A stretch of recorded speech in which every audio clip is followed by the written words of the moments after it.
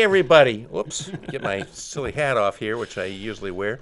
It's me, Bob Backus. I'm back with you after a 2-week absence while I was traveling. I literally took the midnight train to Georgia and then the midnight train back from I Georgia. hadn't thought of that. That's Oh, great. it's true. I mean, it was just unbelievable. And I'm so glad to be back here with my dear friend Mike Farley and I love Arnie. Arnie, the passionate, the feisty, the Guess who informed. the guest is going to be today, folks? Arnie is going to be our guest today, and it's just wonderful to be back with both of you, and so there you go. So let's get going. Well, it's good to have you back. I mean, we the reason we're coming on a little bit late is we happened to cross in the hallway here and ran into a legend, Rico Petroselli. Rico and Petroselli. We couldn't let that You opportunity. know, a great star go for the by. Boston Red Sox. Apparently, he was on the show before us, and I was going to. We can't top that, folks. We Yeah, don't have Rico. yeah. Well, we can We top can. it. We're We gonna- have we're gonna top Arnie. it. We have Arnie. We're gonna top it. That's fantastic.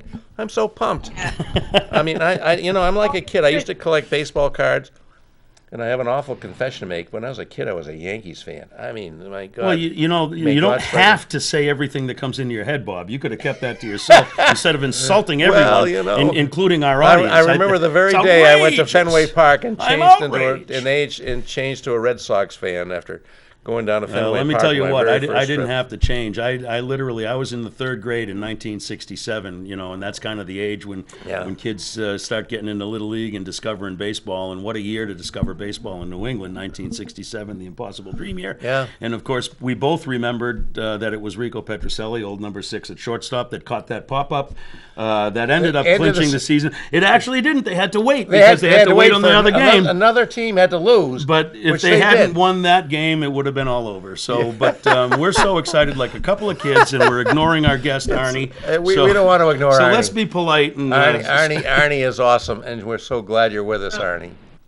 Yeah, the only thing I can say about baseball, because I know so little, is that a good friend of mine's father was like the number 2 guy at Topps, the baseball cards. Right? Awesome. You know that you all. Yeah, so that was my claim to fame, and I've been, and a friend of ours was inducted into the Baseball Hall of Fame. Who was and that's that? pretty cool. Yeah, he calls the games for the Kansas City Royals. His name is broadcaster. A broadcaster. And Danny Matthews has been doing it forever. And I got to go, and it was a humbling experience, you guys. I knew nothing about baseball, and I'd never been to an event like this. Yeah. And I have to tell you, there were thousands of people there, but it felt like you were going to church. It was almost a holy experience. Cooperstown is And a shrine. Oh, everybody Yeah. who can do it should go to Cooperstown. It is a magnificent. The setting is fantastic. The setting is fantastic. It is an awesome museum. It's an awesome museum. I think it's like Wolfboro with better museums. It really is. It's And if you just go in the fall, magnificent. folks, you can buy Silver Queen corn for about $1 a dozen. You can And walk- I always load my trunk up with that. and bring you it can home. watch opera in the summer at the Glimmerglass Opera, and they have a magnificent. It's just a wonderful thing. I love the American sport of baseball, and we got arranged to go to a game. Yes. We will. I'm going to talk to you Yep. about that after we get through the show. We'll But, do that. I've got a couple games I have to arrange to get to. I am so pleased to be back, and after 2 weeks absence, and it couldn't be better than to have Arnie with us. And a lot of pent-up topics to talk about, too. We have a lot. There's so many. I don't even know what Well, we're let's going to talk let about. Arnie start off. My experience with Arnie is she's never lost a word. She's always informed. She's always feisty. She's always passionate. And Arnie, we're so guess glad I to have you can with us. say So take it away. I'm drained and depressed because I just watched Bill Cosby leave jail. Yeah, on Right? a strange. I mean, I've heard of technicalities, but the technicality that a press conference might be an immunity deal is really strange. I've never seen that one. It's mind blowing. It's mind blowing and incredibly depressing. So I mean, I feel like every hour there's another story happening, and then I have a friend who comes from Iowa, and she was telling me that Governor Reynolds, the Republican governor of Iowa, was sending some uniformed policemen down to the border to help Governor Abbott. All right, because he's going to be building the border wall now. Mexico is not doing it, but apparently the Texas taxpayers are, and of course they're also doing a GoFundMe for the. I mean, where we lost it. Well, and the National Guard is being deployed from I forget if it's northern Midwest, South Dakota. South Dakota, and it's being paid for by a donor, by a mega donor. If I was in the National Guard, I would say that's not what I signed up for. Well, then let me just say something. The National Guard are not independent contractors. So if this is being paid for by some sort of, GOP donor, then in fact, if something happens to them while they're down at the border, who's liable? Who's liable? Who takes responsibility for this? Sounds like mercenary work to me. Oh my God, absolutely. So you have that, and then you see Nancy Pelosi establishing this group to look at what happened on January 6th, and only 2 Republicans voted for it. Can I jump in, Arnie? Can I jump in on that? I'm glad you brought that up, because I'd like to take a little time to talk about that, and I'd like to set it up, if you'll forgive me for interrupting. But no. What did we have? We had a couple weeks ago a full court press effort to establish a bipartisan committee. They made a deal, and when it came to the vote, the Republicans did not support the deal. And what would that have given them? That would have given them a bipartisan independent committee, equally divided, 5 and 5, 5 Republicans, 5 Democrats. Nothing could be done without the cooperation of the other, and they voted against that. What do they get now? They get a committee that is 8 to 5 Democrats. Yeah, but that undercuts the committee's credibility right there. I disagree. The committee's credibility is going to be determined by the hearings it conducts. The American people are smarter than that. They're smarter than that. We had a special commission after the attack on Pearl Harbor. We had a special commission after the assassination of John F. Kennedy. Oh, you're fighting last month's battle. That's out. We had a special commission after 9/11. All those commissions did good work and informed us a lot about what really went on. And this time, with an attack on the Capitol of the United States on January 6th, we don't have a bipartisan commission to look at it, and the Republicans were attacked too. But Bob, it's worse than that. It's worse than what did they give up? This commission that would have had 5 Republicans and 5 Democrats. Kevin McCarthy put on the table exactly what he would agree to, only if it was 5-5. So and Nancy Pelosi gave him 100%. everything, 100%. So McCarthy was like, "Oh crap! Now what?" Well, they backed away because they thought that they would set her up and she would say, "No way, I will not agree to that." But instead, she agreed to everything he asked for, and then they all walked away. It's immoral. It's immoral. They don't want to ask questions because they don't want to know the answers. Well, McCarthy's a principal witness. Yes, of course. They're all witnesses in the Capitol. All of them were there that day. But my point is, I guess, more on a long game, short game. It would have been not only the right thing to do, Bob, which is your argument, but it would have been the smart thing to do to take the deal that they asked for. Because they knew, or they should have known, I love that language, that this isn't going to go away. And there's going to be a committee. And I disagree completely that the makeup of the committee is somehow affects its credibility. What affects its credibility is how it does its work. I've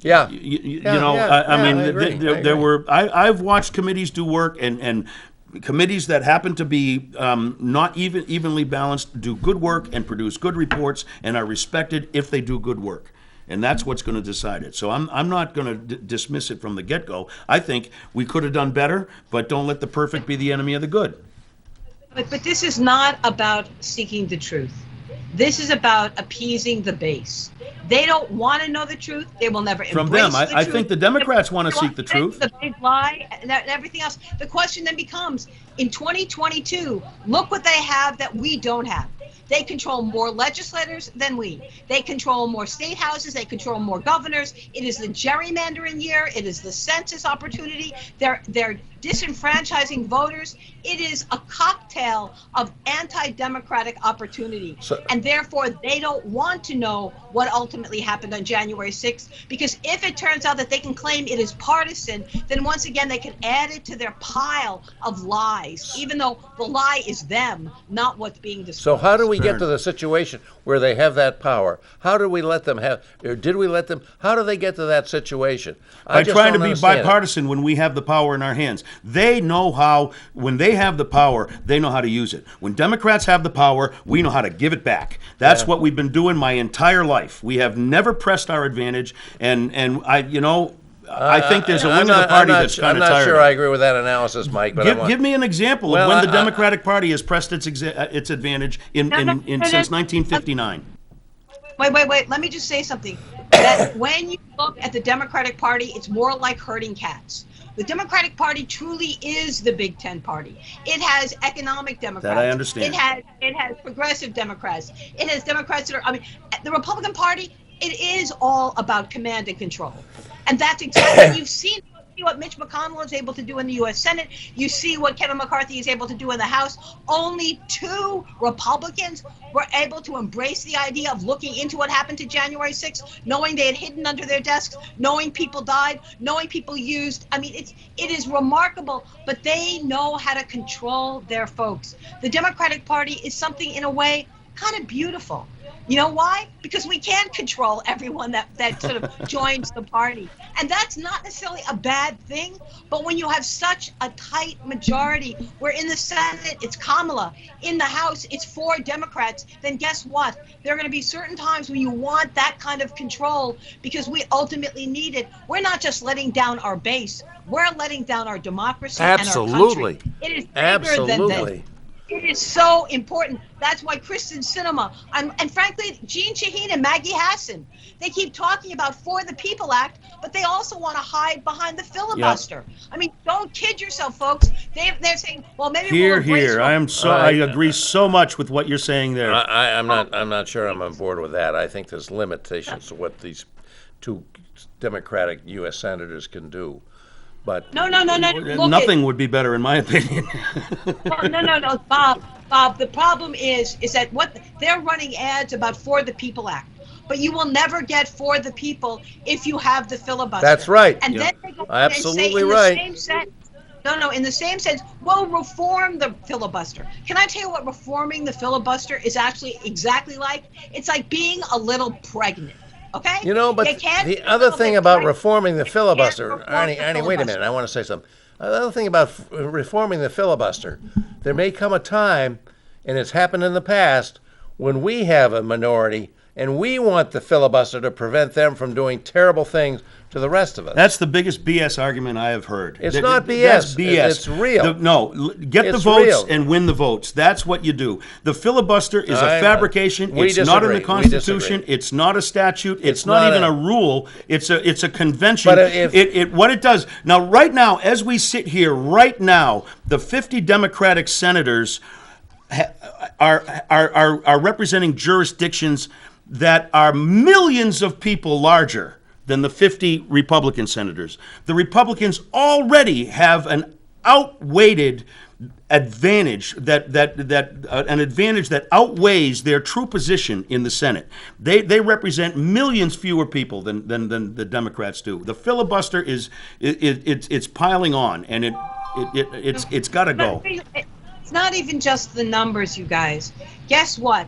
When you go out into the country, whether it's Kansas or whether it's New York City, the majority of Americans want what's in those bills. They want it, okay? So in a lot of ways, it's not even that the Democrats are trying to sort of prevent the Republicans from exercising their power. What the Democrats are doing is they're failing to fulfill their obligation, which is to serve the needs of the country. And the vast majority of the country, they want the hard infrastructure, they want the soft infrastructure. They want to raise the minimum wage to $15. They want to make sure that it's easy to vote. Nobody wants to have a difficult time voting and waiting on lines. Nobody. Right. No Republican, no Democrat. If you can vote absentee, hallelujah. Yeah. So in a a lot of ways, what the Democrats are doing is not just letting down their base. They're letting down the majority of Americans, independents, Republicans, and Democrats. Well, it's a lot worse than that, Arnie. I think the Republican Party Day is the biggest threat to American democracy we've ever seen since the South seceded and declared, we had the Civil War. I think it's a much bigger danger to American democracy than Hitler or Stalin ever was. This attack on voting rights, up and down, throughout the country is just appalling. It's like they don't recognize that the real problem in America is not that people who aren't entitled to vote. That does happen, but it's very rare and it's not systemic. The real problem in America is not enough people vote who should vote. Who should be voting, yep. That's the problem. And they don't care damn about that. They just want to restrict the vote, and it's appalling. And I am really fearful of the future of our country when so many of the Republicans, which used to be irresponsible, or at least more responsible opposition That must have party. been when you were a kid. I don't remember. That was a kid. That was a long time ago. I know you're a little older than I am, Bob, but I do not remember a responsible. But Arnie will have comment on this. This is not a Republican Party. This is a cult of personality. Yeah. This is a fascist group of individuals who will throw democracy under the bus because they want to decide the history we know. They want to decide the voters they choose. They want to decide who wins and who loses, and only they get to decide. That is not a democracy. Yeah. That is not a political party. All right, please, this is fascism. That's what this is. Now, that's what's happening nationally. Bob, we have to talk about what's happening in New Hampshire. Exactly, Please do. Because this budget, my Please goodness. do. That's why we had want 10 you members here. of the We Human want to Rights talk about what's Commission happening resigned. with this budget and how this came about and why it came about. Well, first of all, let's go back to what has taken over the Republican Party in New Hampshire, not nationally. What has happened in New Hampshire has nothing to do with Donald Trump. Donald Trump may have given them cover. He may have been a distraction. But what has taken over the Republican Party in New Hampshire is the Free State Project and the Libertarians. Yeah. And I will give you an example. It turns out that Jason Osborne, who is the GOP Republican Majority Leader, is a Free Stater. He came to New Hampshire 10 years ago. He brought his business from Ohio. What is it? It's a debt collection business. He brought his business here, and he was an active Free Stater. He has now been in the legislature since 2015. He has managed to go from this backbencher to becoming the Republican Majority Leader. And how did he do it? In 2020, Jason Osborne contributed $50,000 to a PAC. And the PAC's goal was to elect libertarians and Free Staters around the country. Well, trust me, that 50,000 never really left New Hampshire. It came right back in. They targeted 3 or 74 Republicans that they wanted to unseat in the primary. And guess what? They unseated 53 of them. And that means that 53 are Free Staters. They have no history in politics.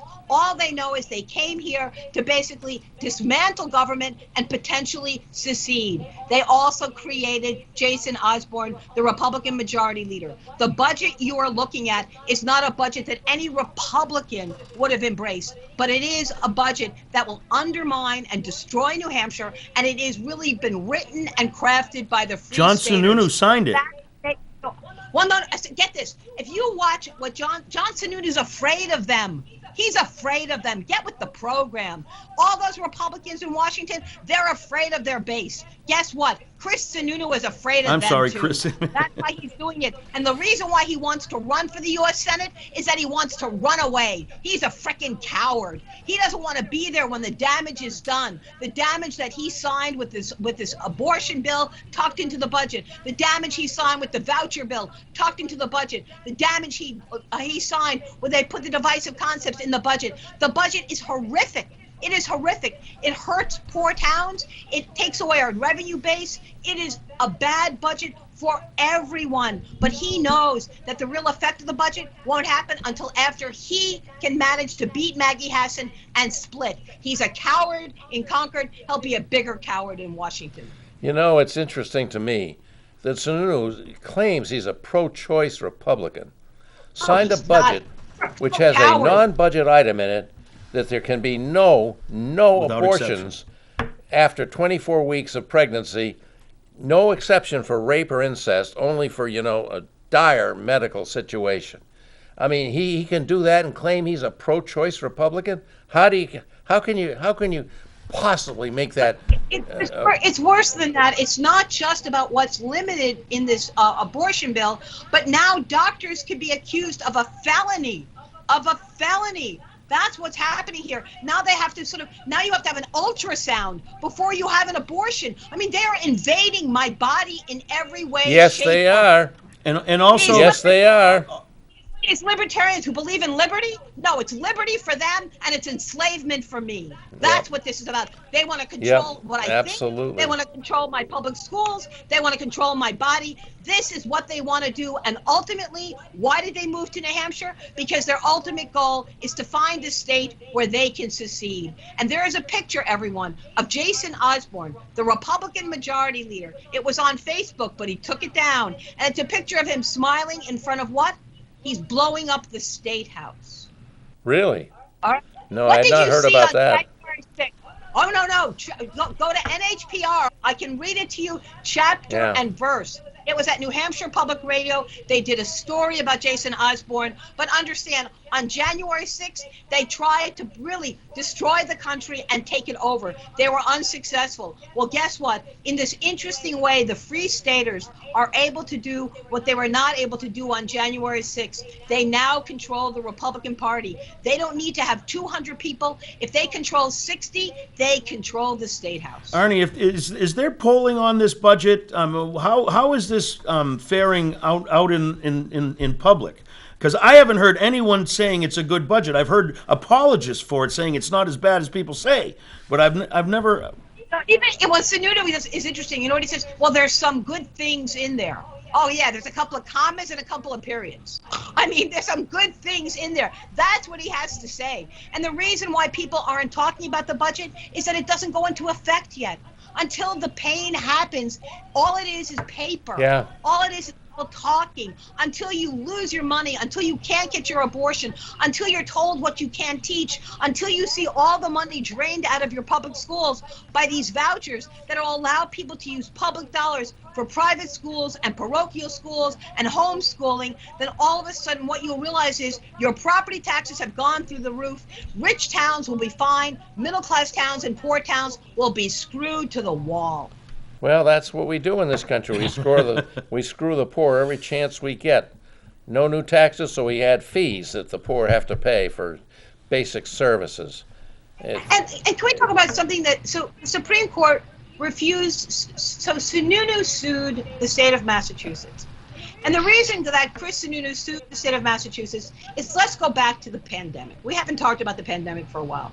The pandemic meant that a lot of people had to shut down their business, or they had to figure out how to conduct business, but they couldn't do it in the old-fashioned way, where you would commute into Boston, you'd go to your job, you then go home at night, and you lived in New Hampshire. Well, because of the pandemic, a lot of businesses were being flexible for their employees. And they said, we're not going to ask you to risk your lives. We're going to say you can stay home and work from home, but you will still be employed by us. So what did Chris Sununu do? He used the pandemic and went and said, well, then if these people are staying home in New Hampshire, they shouldn't pay Massachusetts taxes. I am sorry, but for a killing disease called COVID, they would have been going to work. So he was prepared to screw Massachusetts using the pandemic as his excuse. And he wasn't protecting anyone. He was using that angle and hurting people because they were doing the right thing, their employers, by saying you could stay at home and not have to come in to commute. And it's not like that tax money was going to flow into New Hampshire. It would save the New Hampshire residents from having to pay it to Massachusetts. Exactly. But those New Hampshire residents would want to collect the unemployment checks that they would get in Massachusetts if they lost their job, because the unemployment checks in Massachusetts are virtually twice the size of unemployment checks in New Hampshire. Yeah. So guess what? We're going to be employed in Massachusetts, and again, it's wrong. The reason why the court said no, the reason why the court decided they weren't going to decide this case, is they realized this would bring chaos. and really make it so difficult for states to do the right thing to protect their workers and their employers. This was frankly a version of evil. It was evil. Yeah. You know, one of the things that most distresses me about this budget, and this is a budget item, is the decision to eliminate the interest and dividends tax. And the Republicans will say, oh, great, now the seniors can enjoy their senior lives without having to pay this income tax. Tell us about that, Arnie. So I am really apoplectic about that. Now, I am one of those seniors that pays the interest and dividends tax. You are. And the problem is, I don't think you were paying interest and dividends tax, though. Well, I'm never mind. I mean, I'm retired, sort of, whatever. But the point about this is that it's a discriminatory tax. If it's income in the way of interest and dividends, then we should have been universal. And anyone that has an income, everyone should pay it. But we decided to target people who had retired, who no longer have a fixed pension, who were told to put their money into these accounts so they could have money to retire on. And then what do? We actually tax that. That's not a good thing. It isn't fair. But what is even less fair is to get rid of the interest and dividends tax, have no income to replace it. And what does that mean? That means we've drained the state coffers and your property tax bills are going to go up because the state is going to have no money. They're going to shift and shaft everything onto the local taxpayer. And guess what? You're going to see a sudden rise in property taxes because the state won't have the revenue available to basically pay their own bills. So now their bills will become your bills. That's what's so immoral about this. It's a real nice gift on its face, but in reality, it's a shaft to every city and town. Yeah. Well, I think they've been downshifting to the states since the Republicans came in 2010. They've been downshifting to the states. You know, it's kind of like that cut the fat, waste, and abuse. We've been down to the bone for 5 decades, but we're still cutting imaginary fat. They've been downshifting for 11, 12 years. I know. It's a golden goose for them, isn't it? I mean, it's easy. You just do it, and the people pay. Well, and I think, but that's one of the reasons why you're seeing all these lawsuits about the education fund. And we have one going on right now from over in like the Keene area, in the Monadnock area, and that's percolating through the system. But at some point in time, people are going to have to say uncle. And one of the reasons why Sununu is such an affable, charming, has high approval ratings is that he slams the federal government and then cuts the federal checks.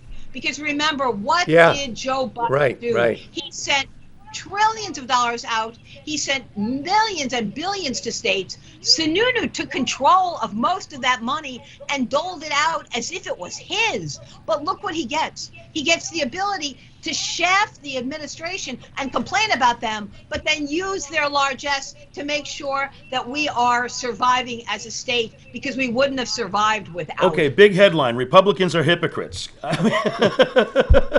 Again, I'm not surprised. Are you? No, it's not a function of surprise. It's the point that you don't survive without government. You don't survive without support when there's a downturn in the economy. With the exception, if you're very wealthy, you can survive without government quite well. You can have your own private security. You can have your own private, whatever. But let me say something, Bob. Yes, you can. Except guess what? What do the rich need? They need someone to clean their laundry. They need someone to wash their floors. They need landscapers to mow their lawns. They need someone to pick up their kids and take them to private school. They need someone to fix their lines, fix their houses, fix their roofs. So but they don't need government for any of that. They need people to buy their product is what they really need. Well, but they need people to buy. But in the end, the people that support them, they can't be there to help them unless there's a government around to make sure that they stay healthy, that their kids are educated, that they have affordable housing. In the end, the rich screw themselves by thinking that they can live on some sort of island without any help. It doesn't work. But life is short. The effects of these policies, it takes so long for us to see them. As you were just mentioning, the budget doesn't even go into effect for over a year, and we just it's the cycles are so long that by the time you're done your lifetime, you got yours, and what do you care? All right, so let me genuflect to the brilliance of Joe Biden. What Joe Biden has realized is people need to feel the effect of government. They can't feel it 2 years out. They need to feel it immediately. That was the $1,400 check. Yeah, that's what's going to maybe save the Congress of the Democrats next year. It's the child care credit. Can you imagine all of a sudden people who've been struggling getting a check every month from the government of about $300 per child, and it goes up to some very almost not quite comfortable, but middle-class people. And when you realize what you have to spend on a child, and suddenly the government is sending you a check, you don't have to send in your taxes. You don't have to wait a year. It comes in every month. And if you tell people that check would continue if Democrats control the Congress, but if they don't control the Congress, you can say goodbye to that check. Trust me, people have to rethink how they vote. Yes, they do. That's a good point. Very good point. Yes, they do. And that's just kicking in right now. We're only beginning to feel that. Right now, right. And you know who else is going to feel it? Landlords. You know who else is going to feel it? The electric company. You know who else is going to feel it? The gas company. Because what are people going to do with this money? It's for their children, but their children need to live in a house that's warm or cool in the summer. Children need to live in a house where they can pay the rent. Children need to live in a place where they put food on the table. So this isn't money that's going to stick under a bed in some poor family's house. This is money that's going to go right into the economy and pay bills that are necessary. It's going to bring everyone up. Not just children, not just families, but the entire community. Yeah. So the next thing I think I'd like to ask you about, Arnie, is the redistricting. I mean, there is it's our fate. It seems like when we have the bicentennial every 10 years redistricting based on the census, the Republicans end up in control in New Hampshire. It happened, last time in 2010. Now it's happening in 2020. The only reason that it feels that way, Bob, is because the Democrats have actually been able to take the state house for some reasonable amount of times. Before 1990, the Republicans ran every redistricting. Well, and yeah, they did. But it's just such a bitter pill to swallow that these last two, 2010 and now 2020. The Republicans took over the state house, and then they, because Democrats have to get stronger. Governor, saying they're weak. Governor Sununu vetoed a bipartisan commission to do this. They're going to do it again, chaired by Barbara Griffin from Goffstown, as the chair of the commission, and it looks grim. They may be prepared to make it impossible for a Democrat to win District 1. CD1, the eastern part of the state, which has been ably represented by Chris Pappas. He may have a seat that will be impossible to win. So, I'd like to get your thoughts on that, Arnie. Let me give you the really bad news, because there's actually something worse than what you just described, which is the Republicans controlled in 2010, the Republicans control in 2020. It is the most important year for you to control a legislature because of the census. It turned out that 2020 was an interesting election nationally, right? Want to hear the statistic? This was the first time you did not see shifts in legislative bodies around the country. They all stayed the same except two. The New Hampshire House and the New Hampshire Senate were the only legislative bodies in the United States of America that flipped. So it's not only that Democrats... I did not know that. Yeah. That's true. Yes. Yep. Oh, my God. Listen, I do this for a living, Bob. That's a huge failure, man. Yeah, you do. That's a huge failure. You know whereof you speak, I acknowledge. No, trust me. Google it, everyone. You can fact check me in real time. I know this, unfortunately, too well, because I've interviewed the people that told this story. And so we were the only legislative body in the United States that flipped. So not only is it horrific from a gerrymandering perspective, it is embarrassing. it is embarrassing that not only did we see every Democrat win at the national level, we elected a Biden. We had all the Democrats who were running for federal office win, but we lost every single seat practically from governor on down. And as a result of that, at the most important time, where frankly what happened at the top of the ticket was almost as important as what happened at the bottom of the ticket, because this is the gerrymandering year, and this will not only hurt District 1, let me just say something else. It will also hurt the U.S. Senate race, because there are coattails effects with what happens with gerrymandering. Oh, really? And coattail That's effects a good point. could actually hurt other races at the top of the ticket. That's a good because point. who, in fact, comes out. I heard Chris Pappas say that if it turns out that they wreck the district like that, and it's been a pretty swing district. It's gone back and forth, Republican, Democrat, even before the epic Carol Shea Porter, Frank Ginta battle. Even before that, it was competitive. a good competitive district. But I've heard Chris has said that he'd run for governor. Well, the question is who's going to run for governor on the Republican side. That will be interesting. I don't know who will do that, but that's a possibility. Then the question then becomes how do we protect the issue statewide? Because if you have Sununu running against Maggie, Sununu now walks in with some of the highest approval ratings in the country. All right, he does. I mean, I don't know why. Hard to swallow.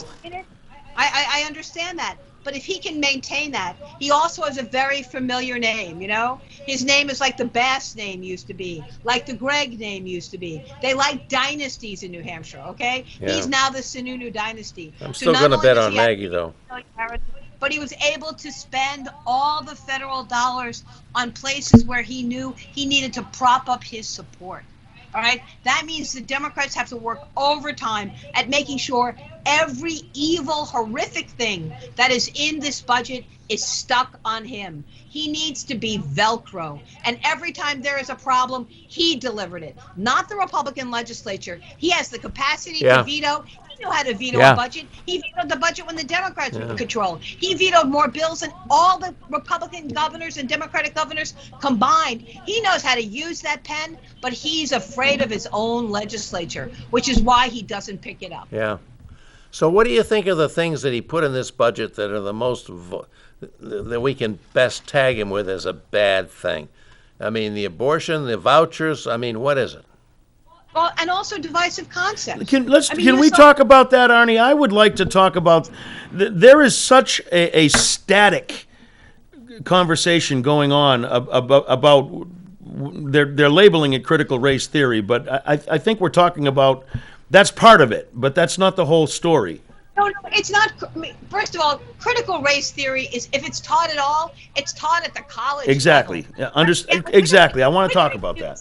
I mean, come on. We don't even teach social studies. What a pile of crap. So, I mean, it's unbelievable. We teach math. We teach STEM, but we don't teach civics. We don't really teach history. We don't teach social studies. And all of a sudden, the suggestion that we're teaching critical race theory, well, I would be a happy camper if that were even possible, but it ain't possible. But the problem with divisive concepts is that somehow you can't teach people about our failures, about the mistakes. Yeah. That's the bottom line. I agree. And you can't teach about the failures, then guess what? You are destined to repeat them. And let me share something interesting. Art must reflect the greatness of the state. Right, exactly. Right. So let me share something interesting. I had John Nichols of The Nation magazine on, and I was not aware of this piece of our U.S. history. It turned out that I think it was between 1836 and 1844. It was illegal. You were not allowed to talk about slavery in Congress. It was called the gag rule. We actually did not allow members of Congress to even bring up the subject of slavery. It was called the gag rule. Yeah. It was wrong then. Oh, there's more examples than that. That's a good one, but there's more examples than that. You have a right under the First Amendment to petition your government for redress of grievances. They would not accept petitions at the U.S. Post Office directed to the South to oppose the expansion of slavery. They would never accept them. They just never got delivered. And so I want you to understand, we have done this before. We have. And it was wrong back then, as you just point out, Bob. Well, they want to have a variation on the gag rule idea. And you know what's really scary about divisive concepts? I was talking to a group of teachers, and this is what's scary. They start censoring themselves. They don't know what it means. They don't know what they should teach or not teach. So they don't want to be dragged in before a school board. They don't want a parent to start calling up. They don't want some, legislator to accuse them of something. And what's wrong with the passage of divisive concepts is that all of a sudden teachers become more and more afraid of teaching the facts, of teaching the history. They're going to end up dumbing everything down because of fear. That's why the divisive concepts is so obnoxious. Yeah. It's that it isn't what it says. Yeah. It's how people then suddenly start behaving. And we see 10 members of the governor's commission on diversity resign in protest with an eloquently worded letter specifically targeting that provision in the budget. And in response to the question, Sununu says, well, we got other people that want to be on the commission. So you know what a lot of the outlets did not do, and I wish I had it in front of me, but I wanted to know who stayed and who left. Isn't that a good question? That's a great question. Don't you want to know who Well, the stayed? ones that stayed were all government employees. Yes, that's my point. Yeah. I love Bob. I love you, Bob. So I looked at In-Depth New Hampshire. They wrote who left. They didn't write who stayed. I looked at all these articles in the Union Leader. They wrote who left. They didn't tell you who stayed. Yeah. Who stayed? People on Sununu's payroll. Yeah. They were government workers. They were afraid for their jobs. Yeah. Understand Sure. why they stayed. Sure. Sure, he has people that Yeah. want to come on. You know who wants to come on his commission? Probably a bunch of free staters. I'm sure Jason Osborne can recommend a lot of people that want to go on there. Now the question is, will it be real or will it be Memorex? Well, or a reasonable facsimile. I think Memorex was probably a better approximation of reality than what we're going to see. So, Arnie, Exactly. by the way, folks, we do take calls on this show, and we've been going right through without a break because we have Arnie, who's passionate and verbose. I shouldn't use that Can't rein word. her in. We You can't rein her in. You can't rein, and we don't want to rein her in because she's insightful. But if it's anybody not- wants it's to not call in, we'd love to have you. 640-3091. I think that's on your screen. It usually is. Arnie, what is the best But, thing? Bob, let me just What say is the thing? Go ahead. Wait, Bob. If it's verbose, then I don't want to be here. If I'm giving people facts, then I want to be That's here. what it is, Arnie. That's what I'm You're giving I people don't facts. want to be here to have an opinion. I want people to base their opinion on the facts. Yeah. And if they don't know the facts, then guess what? They can be manipulated. If they don't accept the facts, then they don't want to raise their children in a world of truth. But today And we don't that's even what agree on what the facts are in this country. You know, That it's- doesn't change what the facts are, Bob. It doesn't- Those who do not it- agree on the real facts are wrong. Okay, Well, they're It's wrong. It's not like it's a debate, you know, and they if- have a right to their If opinion. we can't agree on what the real facts are, how are we going to move forward with this country? I mean, that was Kellyanne By Conway. outvoting the people who do not live in the factual world, you have to outvote them. But if you they can't let them be your leaders. Yeah, I know, but it doesn't seem to be working very well with the. Well, let me say something on climate change. A lot of people still don't want to believe it or don't believe it. The problem is, if you live right now on the West Coast and the outside siding of your house is melting, I'll show you pictures because it is so hot. And because you've never owned an air conditioner, because it's never been 116 degrees, then all of a sudden you can call it acute weather.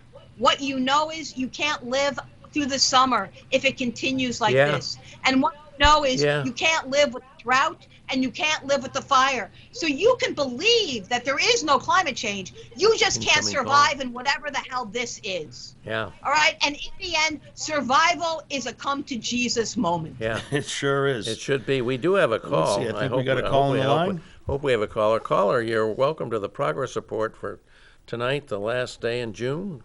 Please go ahead with your question or comment. Oh, great. Thank you for taking my call.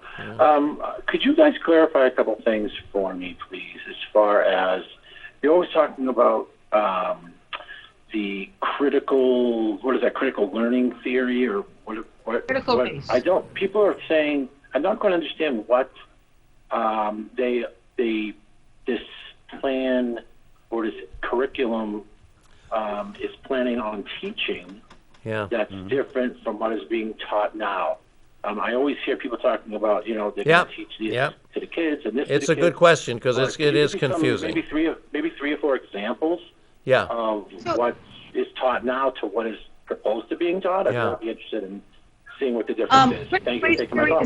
Thanks you for the for call. calling. That's a actually good question. that's the question I was trying to ask, Arnie. Maybe you could help us out? Let me start with the premise that's wrong.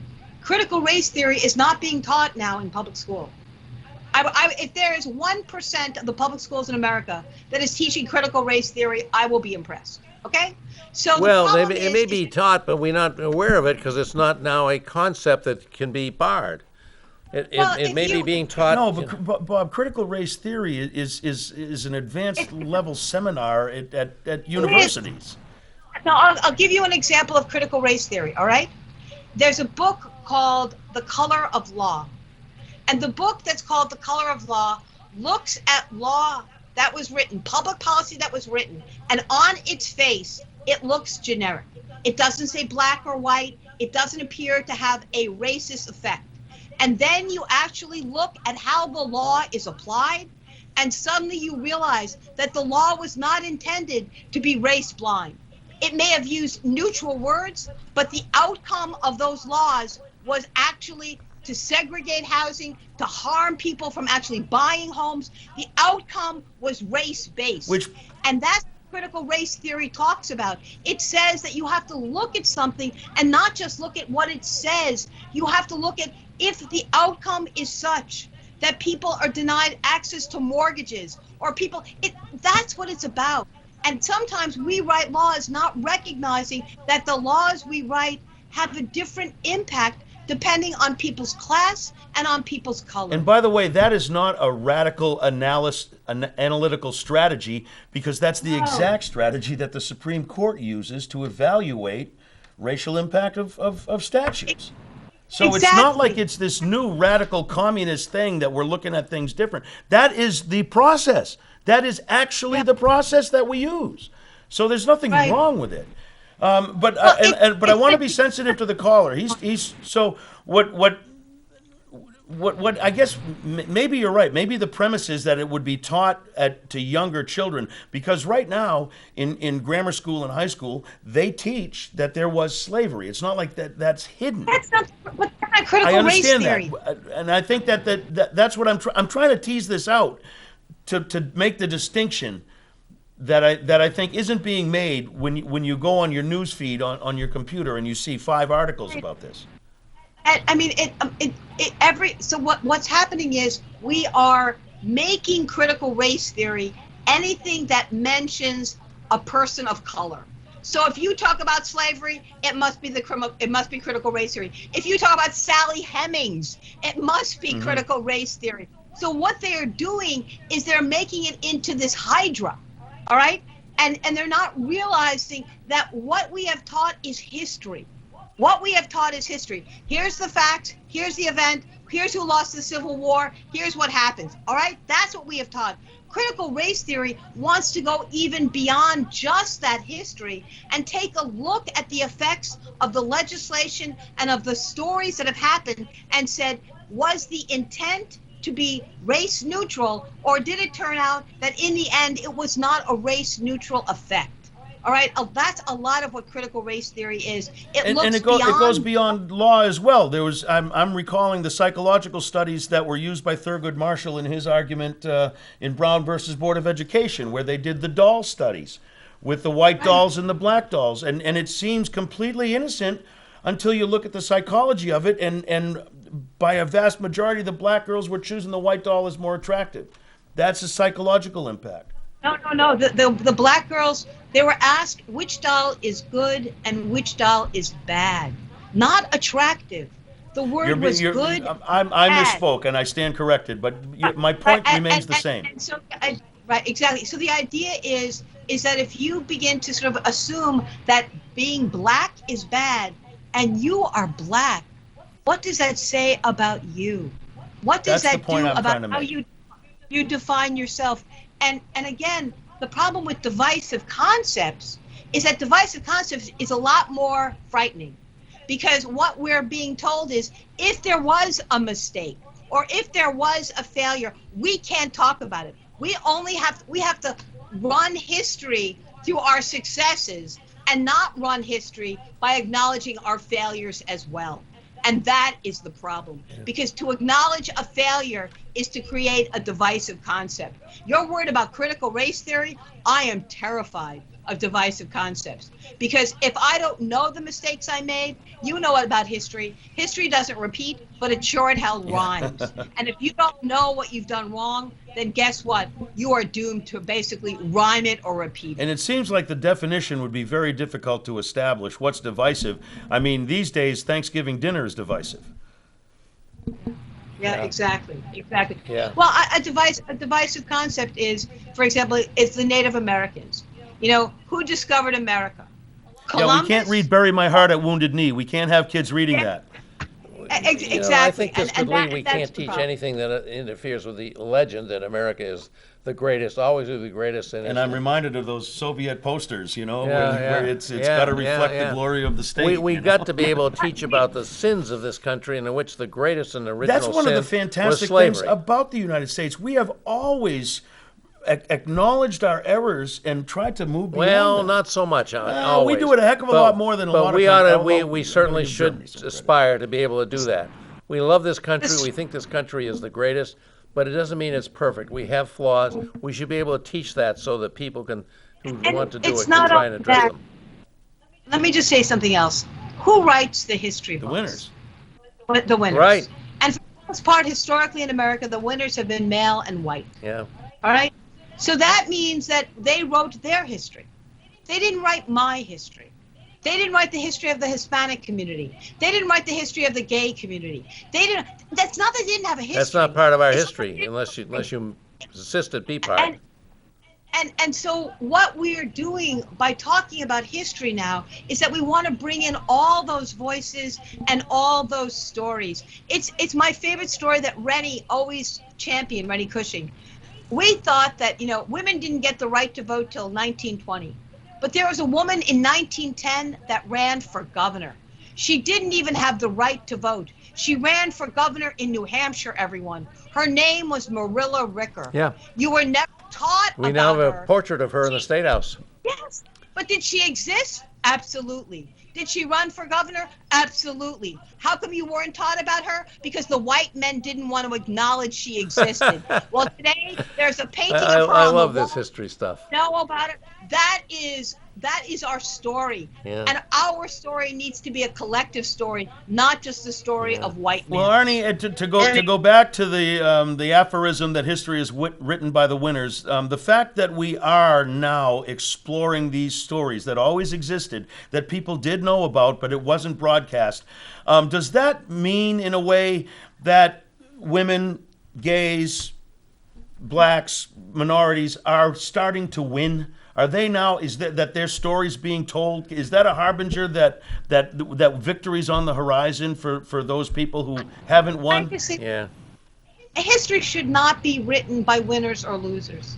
History is the story of us. And in each of us, whether we're black or Hispanic or transgender or whatever, we have winners and we have losers. But that's the beauty of it. Someone just sent me something that says, it was about crayons.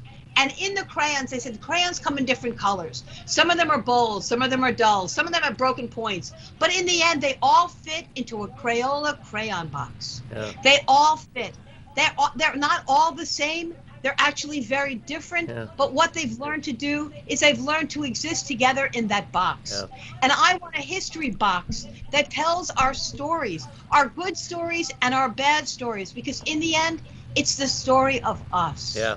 And I want the us to be more than just white men, because frankly, white men need to know they didn't arrive without the help of slaves. They weren't successful with an economy without people and their wives that helped them. Ask Abigail Adams when she said to John, "Don't forget the ladies." John Adams wasn't a success without Abigail taking care of the farm. who built the White House was black slaves. You know what? Yeah. Their story is our story. By the way, Mike, the winners don't usually tell the history. Sometimes the losers do. Look at the Civil War, which went from being the War of the Rebellion to being the war between the states. That was Southern writing of the history of the Civil War. Who calls it the war between the states? It's the Well, Civil War, man. They They tried, but they failed because they were For losers. a long time, it was the war between the states, and they got a bunch of military bases named for Confederates who killed thousands down of in U.S. the soldiers. South, people can do what they want in their own homes. Well, I guess. mean, that's part of our history too. They're still part of the United States. Maybe, When they we're talking tried about not to be. Can I make a recommendation? I really do think I've been funny about this, but I really think this is important. We always ask presidential candidates and people who run for office to file a personal financial statement. Yeah. Right? We want to know about their finances. We want to know who influences them. We want to know who's financially successful and who's barely making it. All right? But I think we also need to ask our candidates to file another statement, a personal failure statement. I'm serious. That would be interesting. Wouldn't that That's be a really interesting? interesting idea, Ernie. No, I really do, because I think once again, if we let people understand that the people that are running for office are not perfect, they don't live in castles, they do have flaws. The question then becomes: is their flaw enough for you to reject it, or are you amazed that despite that flaw, they were able to succeed in such a way to be a public servant? I think in a way we need to know your mistakes, and we need to know your financial success. Yeah. I'm not going to hold my breath for that one, Arnie, as much as it's Yeah, very aspirational. I absolutely agree, Arnie. You are just a treasure. Thank you so much for joining us. I know you had another candidate you wanted to suggest, but you were brilliant as always. It's just wonderful to have you, and I hope you'll Thanks for coming on. be as feisty and outspoken in the future as you are now, and I believe you will be. And thank the caller for asking about critical race theory. That was very It's good. not- I think the it's not ultimate being question of that, taught now. can we teach anything that's critical of the United States' main narrative, which is, we're a triumphalist nation with the best of everything. If you can't teach anything but that, we might as well be in Soviet Russia or today communist China. And right, so there you go. Well, we're out of time, Bob. We're out of time. When Arnie comes on, the time hour. flies. Arnie, you're the best. We will have you back. We always welcome you, and it's always well rewarded. And folks, I'll be back next week. You won't be here next week. I can be here if you want, or if you want to have Lou, it's up to you. Well, no, I want you. We can work it out on camera if you I like. mean, but I was thinking it's the first Wednesday in the. It's the summertime, Bob. Yeah, okay. Then I'll be glad to have you back. Okay. All right, and I'm glad to be back, folks. I've had an only if I interesting wanna trip come on the midnight train to Georgia and the return, but maybe I can tell you about that next time. All right, folks, take care. See you next week, folks.